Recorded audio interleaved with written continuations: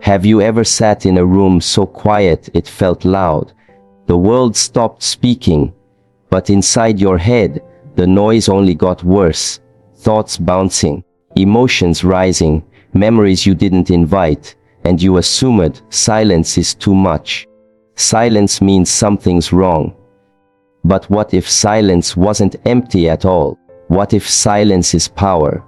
Just waiting for you to sit still long enough to hear it. We live in a world that fills every gap with noise. Notifications, conversations, expectations. We've been taught that silence is awkward, that stillness is lazy, that quiet is a problem. But silence is not a void, it is a mirror, and most people are afraid of what it might reflect. When you run from silence, you also run from yourself, because in silence there is no audience, no performance, no applause. There is only you, and the truth you've been too busy to face. But silence isn't punishment. It's preparation. It prepares your breath to deepen. It prepares your thoughts to soften. It prepares your discipline to rise. Not through control, but through connection. Inside silence, you meet the part of yourself that doesn't chase, doesn't fear, doesn't flinch. You meet the stillness that can't be broken by chaos, because it's rooted in presence. And once you know how to sit inside that stillness, you'll never need the world to go quiet again. When you enter silence, something strange happens. The world around you goes still, but the world inside you wakes up. It begins softly, a stray thought here, a lingering memory there. But then the volume rises. Emotions you haven't processed start whispering. Worries you've avoided start creeping back in. And the moment you try to settle, your mind rebels. It resists, it tries to escape. And in that moment, most people make the same mistake. They assume silence is the enemy. But silence is not attacking you. It's revealing you. You've spent years building habits around distraction. Habits that reward reaction, movement, and noise. You pick up your phone the moment you feel uncomfortable. You check a screen before checking in with yourself. You listen to other people's opinions before listening to your own breath. Slowly, without even noticing, you've trained your mind to avoid stillness.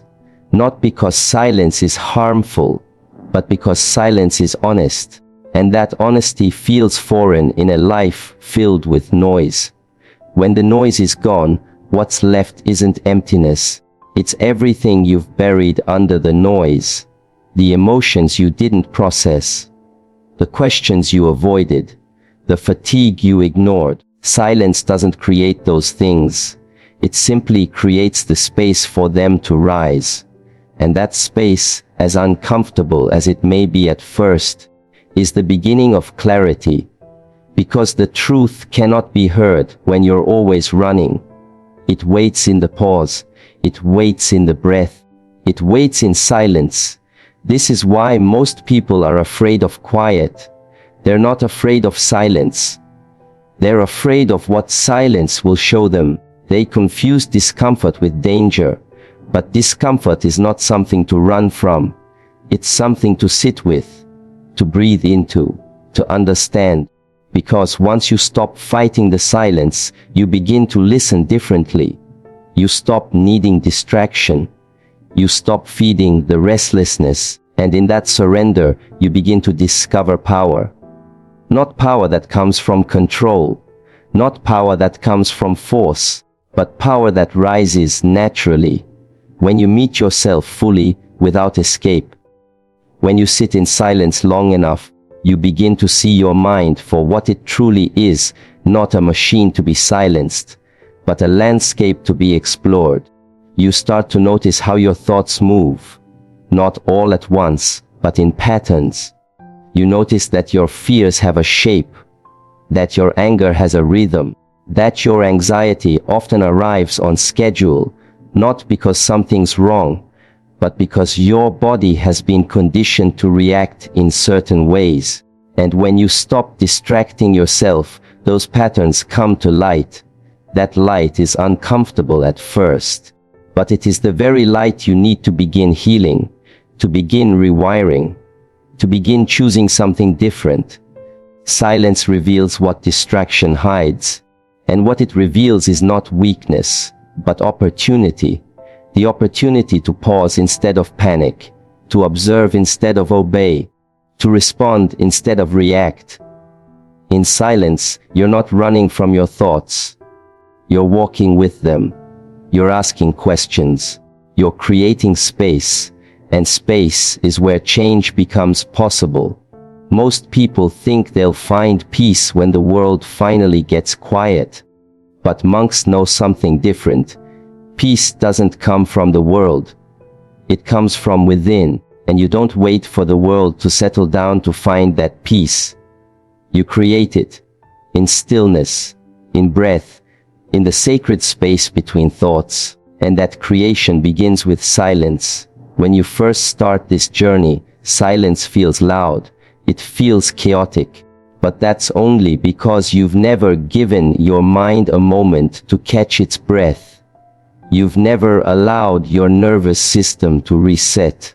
You've mistaken motion for purpose, and when all that motion is paused, it feels like something is wrong. But nothing is wrong. In fact, for the first time, something is right. The surface is stormy, yes, but underneath there is stillness, and silence is the only doorway to reach it. When you sit long enough, not to force peace but to allow it, something changes. The mind stops resisting. The breath deepens, the body softens, and what once felt like chaos becomes clarity. What once felt like emptiness becomes space, and in that space, a new rhythm emerges. A rhythm not shaped by urgency, but by understanding. A rhythm not rushed by fear, but led by presence. That presence is your true nature. It's not something you earn. It's something you return to. But you can only return when you're willing to be still, to be quiet, to be honest, not with others, with yourself. And that kind of honesty is rare, because the world teaches you how to talk, how to perform, how to impress, but not how to sit with your own reflection and be okay with what you see. Silence invites you to do that, and though the invitation may come with discomfort, the reward is power. The kind of power that doesn't seek approval, that doesn't need to shout, that doesn't get shaken by noise, because it has learned to grow roots in stillness. This is not a one-time breakthrough. It is a practice, a returning, and each time you choose silence over stimulation, presence over performance, stillness over scrambling, you train your mind to come home, not to emptiness, but to power. That power was never missing, it was waiting inside. Wisdom does not arrive in the middle of noise. It does not compete with distractions. It does not beg for attention. It waits quietly, patiently, faithfully, for the moment you become still enough to listen. But the world rarely gives you that silence on its own. You have to claim it, not with effort, but with intention, not with control, but with presence. That's why stillness is not an escape. It's not absence. It's alignment. A return to the place where clarity has always been waiting. Most people chase answers in chaos. They scroll, they search, they ask everyone except themselves. They want guidance but run from the space where guidance actually lands. That space is silence. That space is stillness. And it's in that space that wisdom makes itself known. Not as a loud command, but as a gentle knowing. Not as information to memorize, but as understanding that sinks into the body like breath. When you move too fast, you outrun the truth. Not because it's far away, but because it refuses to shout over the noise you allow. Truth waits in the background, not in resistance, but in readiness. It knows that your mind must slow before it can see. It knows that your breath must deepen before it can hold clarity. And it knows that if you want depth, you must first allow space, not fill it, not fix it, just allow it. Stillness isn't about doing nothing. It's about doing one thing with complete awareness. It's about sitting in a moment and not trying to escape it with thought or action. Because in that moment of stillness, something profound begins to happen. The mind no longer has to defend itself. The emotions no longer need to justify their presence. The breath no longer needs to chase comfort. Everything begins to settle into its natural place. And in that settling, a quiet voice becomes audible. A voice not of fear, not of pressure, but of deep knowing. But this voice is not new. It has been with you all along. You were simply too busy to hear it. The mistake is thinking that stillness is passive, that silence is inactivity, but it is the most active thing your awareness can do. It is a conscious choice to remain, to resist the pull of distraction, to allow what arises, and to choose not to follow it immediately. That kind of stillness is not weakness, it's mastery. The mastery of not needing to always respond, the mastery of waiting, the mastery of listening until wisdom feels safe enough to speak. In stillness, your questions begin to change. You stop asking, "What do I do?" and start asking, "Who do I need to be in this moment?" You stop looking for immediate solutions and start cultivating deeper understanding. You stop reacting to everything outside of you and begin aligning with something inside of you that doesn't shift when the world does. And that internal alignment is where true power lives. The power of stillness is that it gives you space to see clearly. And when you see clearly, your choices change. You speak differently. You move intentionally. You stop pouring energy into things that don't matter. And you start nourishing the part of you that was never chaotic to begin with. The part that always knew peace, but was buried beneath the pressure to keep moving. This is why wisdom doesn't shout, because shouting is for the desperate. Shouting is for the misunderstood. Wisdom doesn't need to convince you. It only waits for your attention. And once your awareness returns, it speaks, not with force, with certainty. But most people miss that certainty because they never sit long enough to feel it. They confuse discomfort with misalignment. They confuse the initial restlessness of silence with danger.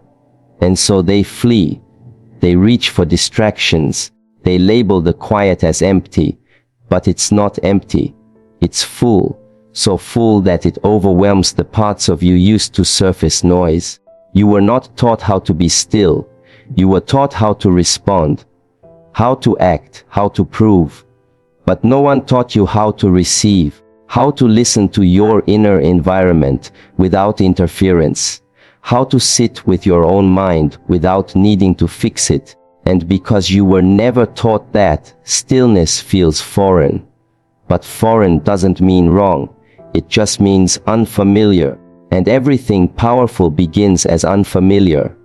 Wisdom only becomes familiar when you create room for it. That room is not built by reading more or doing more. It's built in stillness, in silence, in breath, in allowing the present moment to exist without your constant attempt to edit or escape it. There is nothing missing in you. The guidance you seek is not far away. It's beneath the noise, beneath the overthinking, beneath the speed. It's waiting in the space you've been too distracted to enter. But the door has always been open. It has never required perfection. It has only asked for your presence. Stillness is the bridge, not to emptiness, but to everything you've needed all along. The strength, the insight, the patience, the clarity. It's not outside you, it's within you. And silence is the key that unlocks it. So let the world be loud, let your schedule be full, let your thoughts move, but choose stillness anyway, even for a moment, and in that moment listen, not with your ears, but with your awareness, That's where wisdom begins. That's where it has always been. Waiting. Inside the silence you've been taught to fear. But now, finally, you're ready to hear it. Emotional discipline is often misunderstood. People think it's about suppression, about holding in tears, swallowing anger, pretending to be calm. But true discipline isn't about silencing your emotions. It's about understanding them, sitting with them, watching them without letting them control what you say, how you move, or who you become. And that kind of discipline doesn't begin in a crisis. It begins in the quiet, in silence. The reason most people never master their emotional patterns is because they never pause long enough to meet them. They feel something rising, a surge of fear, frustration, sadness, and immediately act on it. Not because they're impulsive by nature, but because they've never been trained to do otherwise. Silence offers that training, not because it prevents emotion, but because it allows you to feel it without reacting to it. In silence, everything you've been avoiding begins to rise. The tension you've ignored, the disappointment you never processed, the fears you've learned to bury. And in that rising, there's discomfort. That discomfort is the teacher. The world has conditioned you to flinch when emotions show up, to label them as problems. But they are not problems. They are signals. And silence creates the space for you to finally hear what they've been trying to tell you. When you are still, your nervous system stops running from itself. Your body stops preparing for an imaginary battle. Your breath slows. Your shoulders soften. Your mind quiets, not because there's nothing happening, but because you've stopped resisting what is happening. And in that space, emotion becomes less threatening. You realize it's not as loud as you thought. It's not as sharp. It's not here to destroy you. It's here to guide you. But guidance doesn't arrive through reactivity. It arrives through relationship. Your relationship with anger, with sadness, with anxiety. Most people only know these emotions as experiences that control them. But when you meet them in silence, without flinching, you begin to observe them. And in that observation, you begin to reclaim your power, to witness a feeling without obeying it. That is emotional discipline. To feel deeply but respond gently. That is strength. To be overwhelmed and still choose your breath. That is mastery. And mastery doesn't happen in the middle of chaos. It's built slowly, patiently, consistently, in the quiet. In the moments where you sit with yourself and choose to remain even when everything inside you says, run. Discipline is not force. It's not pushing your emotions down so no one sees them. It's holding them in the light of your awareness and saying, I see you, but I am not you. That separation doesn't come through willpower. It comes through silence, because silence is where you stop performing, where you stop pretending, where you begin listening, not to others, but to yourself. And what you find is that your emotions are not trying to break you. They're trying to lead you somewhere deeper. But you can't follow if you're always reacting. You can't learn if you're always escaping. You can't choose if you've never created space between the trigger and the response. That space is what silence gives you. And once you've trained in that space, you bring it into your life. In silence, you train. In daily life, you apply. When someone's words sting, you pause. When disappointment hits, you breathe. When anxiety whispers worst-case scenarios, you sit. You don't deny what's happening, you face it. And you face it with the awareness you've been cultivating in silence. Not all at once. Not perfectly, but gradually, repeatedly, until that response becomes your new instinct. The world doesn't teach this kind of strength. It teaches expression, venting, reacting. But there's a deeper kind of power, one that doesn't shout, one that doesn't explode, one that knows how to stay still in the presence of pressure. That power is trained, and the training ground is silence. This doesn't mean becoming numb, it means becoming aware of how your body holds emotion, of how your thoughts amplify or dissolve it, of how your energy shifts in response to fear, joy, sadness, anger. That awareness becomes the foundation, and from that foundation, discipline builds like a muscle, quietly, without performance, without praise, just you meeting yourself fully. Most people don't trust themselves to sit in silence because they've never been taught how to feel without being overwhelmed. But you are not too weak for your emotions. You are simply unpracticed, and silence is the practice, not of perfection, but of presence. When you sit with an emotion and breathe, you teach your body that it's safe to feel. When you sit with silence and don't run, you teach your mind that peace is not the absence of emotion. It's the ability to hold it without drowning. And when you learn to do this, your reactions shift, your relationships shift, your energy shifts, not because life became easier, but because you stopped abandoning yourself when life became hard. This is the kind of discipline that lasts, not the discipline of appearances, but the discipline of awareness. And it begins in silence, not because silence is empty, but because it's full of everything you've avoided, everything you've forgotten, everything you've buried. And when you stop running from that fullness, you find your true strength, not in avoiding your emotions, but in honoring them without letting them rule you. That's what silence teaches, and that's how emotional discipline begins, not just to pause, but to return. If these words are helping you see yourself more clearly, not as broken, but as becoming, then make this space part of your daily rhythm. Like this video, comment, "I'm learning to return." Subscribe to walk this path with presence, not pressure. Because discipline isn't built in a moment. It's built in your decision to stay with this practice one breath at a time. Would you like to now continue with Keynote 4 Expansion, 800 words? Ritual is not about religion. It's not about routine for the sake of habit. It's about rhythm. It's about shaping your mind gently and consistently until your actions no longer need force, because they flow. That's the hidden structure monks build their lives on.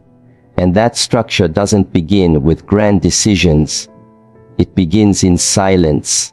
When you ritualize silence, you're not just creating a quiet moment. You're training your nervous system to find safety without stimulation. You're teaching your brain that it doesn't have to chase noise to feel alive.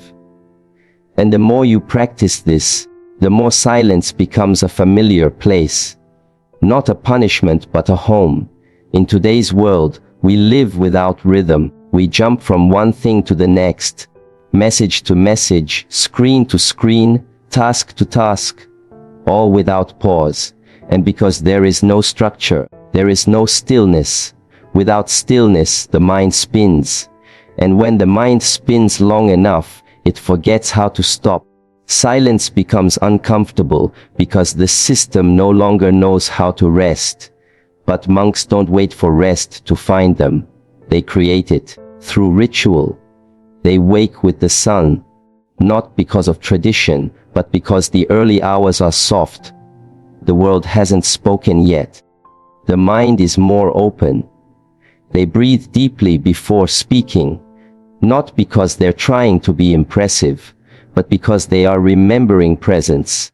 They walk with awareness, not because they're in a hurry, but because every step is a chance to return. These small acts aren't decoration, they are direction.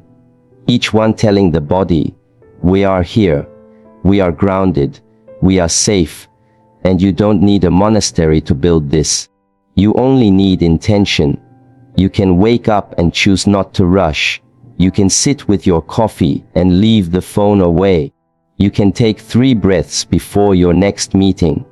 You can end your day in stillness instead of stimulation. These aren't just habits, they are rituals. And rituals build rhythm. Rhythm is what your mind craves, not entertainment, not stimulation. Rhythm. Because rhythm is sustainable. It gives your thoughts a place to return to. It gives your emotions a place to settle. It gives your awareness a container to expand in. Without rhythm, everything spills, your focus leaks, your patience dissolves, your energy scatters. But with rhythm, you become intentional. You know what comes next. Not because it's planned, but because it's practiced. This is where most people fail. They try to build discipline by force. They push themselves to meditate for an hour, journal for 10 pages, or sit in perfect stillness on day 1. And when it doesn't last, they blame themselves. But the failure was never in the practice. It was in the pressure. You don't build silence into your life by demanding it. You build it by weaving it, one thread at a time, until it becomes part of the fabric of your day. Ritual is not about doing something impressive once. It's about doing something intentional every day, even for 1 minute, even for 1 breath. And in that repetition, you begin to create a sacred space inside your life that no one can take from you. A space where your nervous system resets, a space where your thoughts slow down, a space where your awareness deepens. That space is what allows discipline to grow, not as force, but as flow. The most powerful people aren't the ones who control everything. They're the ones who return to themselves the fastest. And ritual is how you train that return. You create cues, small moments throughout the day where you say, I come back now, back to my breath, back to my step, back to the sound of the moment. And as you repeat that, your body begins to trust that return. Your emotions stop needing to be suppressed because they know they'll be heard. Your thoughts stop needing to shout because they know there's space for them. And your awareness stops wandering because it knows where home is. This is what ritualized silence does. It turns your day into a meditation, not in form but in presence. It teaches you that the real practice is not what happens on a cushion or in a journal. It's what happens in the spaces between your actions. The breath before the next thing, the pause before the next sentence, the silence before the next response. And it's in those spaces where your power grows. Because most people are drained not by what they do, but by how they do it. Without rhythm, even rest becomes restless. But with rhythm, even effort becomes ease. And that rhythm doesn't come from the outside. It comes from inside. From the rituals you choose, from the silence you practice, from the structure you build quietly but consistently. You don't need to escape life to build this.